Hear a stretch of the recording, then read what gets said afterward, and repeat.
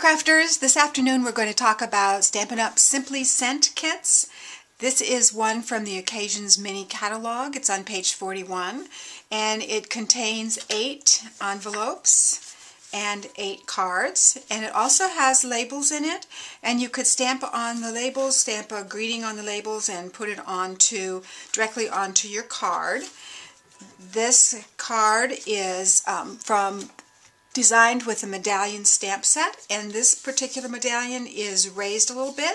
It's almost like it's embossed. So these are pretty cards to send when you're in a hurry. You don't have to do anything except put your little note on the inside and stick them in an envelope and off they go. This afternoon I wanted to step it up a bit, and so I thought I would use our new Baja Breeze seam tape to show you how to add this embellishment onto your card. The seam tape comes in 7 colors, and it is thin, it is easy to use, and it is easy to tie bows with. And I know some of you have trouble tying bows, and so this might be something that you'd want to try. It really is easy to work with. I cut a piece of my seam tape approximately twice the width of my card, and if you're going to be able to tape your ends underneath a layer on your card, then you would want to add just a little bit extra. When you begin to work on your ruffle, you want to take one of the threads, just use your fingers against the edge of your seam tape until it ravels a little bit, and then you can start pulling. And here I am pulling the vertical thread to create a fringe, and this is a fringe much like you would find on one of your scarves. And you want to do that on both ends of your little piece of Baja Breeze seam tape. Then after you get your fringe, you want to pull one of the threads that work horizontally, and as you pull horizontally, that creates the ruffle that you need to embellish your card with. And you will want to pull from both ends towards the center, and that creates that ruffled look that you see here. When you get your piece ruffled and it is approximately the right length for your card, then you want to use a piece of sticky strip across the bottom of your card. In order for you to make sure it's straight, you can cut yourself a little piece of, this is just Whisper white cardstock. It's about 1.5 inches by about 4 inches, and I can use that as a template. And if I put that towards the bottom of my card, then I can put my sticky strip right across, and I don't have to worry about it being straight. So once your sticky strip is on there, you want to remove the red plastic from the top of the sticky strip, and that leaves your double-sided piece on the bottom.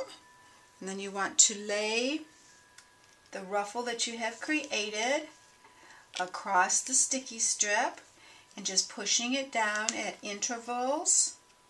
You could also do this with mini glue dots, but I think with this particular card, because we don't have anything to layer our edges under, I think it would be better if you just use sticky strip all the way across. But there we go. We've got our little ruffle on there, and because I can't, like I said, I can't tuck these ends under, I want to take our arts and crafts scissors, and these are nice and sharp, and when you have a pair of scissors that is really nice and sharp, it's real easy to get a nice edge on your card like that. Then you want to create a little rosette to put on your card. So what I did was to take my 3/4 inch punch, and I'm using some cardboard that comes in our Designer Series paper packages, and I just want to have 1 3/4 inch circle, pop. And then I'm going to take that circle and add sticky strip to it. And then I'm going to take off the red of the sticky strip, and I'm going to cut a piece of the seam binding, and I'm going to I don't know a better word, I'm going to scrunch up the end and start twisting it a little bit. And I'm going to put that end right on the edge of that circle. So this is what it looks like. And then I'm going to twist it. And as I twist it, I'm just going to place it onto that circle. You want to twist it kind of loosely. You don't have to really twist really tightly. And then you just keep moving it around and move your circle around. And this creates your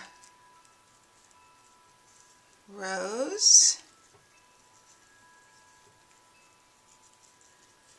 And then when you get to the center, which it would be nice if you wanted to add pearls or a little rhinestone in the center, or even if you had a little tiny button, it would be really pretty in the center of your rose. So you're just going to twist and twist and twist. Sounds like an old song, doesn't it? Until you get everything stuck, and then you just take your scissors again and trim off a little bit and stick that down. And this might be where it would be really nice to have a little pearl to put on top. So you can do that. And then I'm going to add that to my ruffle. I'm going to put a couple mini glue dimensionals underneath here. And the last thing I'm going to do before I add that little rose to my card is that I'm going to take our bird punch, and I'm going to just use some old olive cardstock and punch out a leaf to go underneath my rose.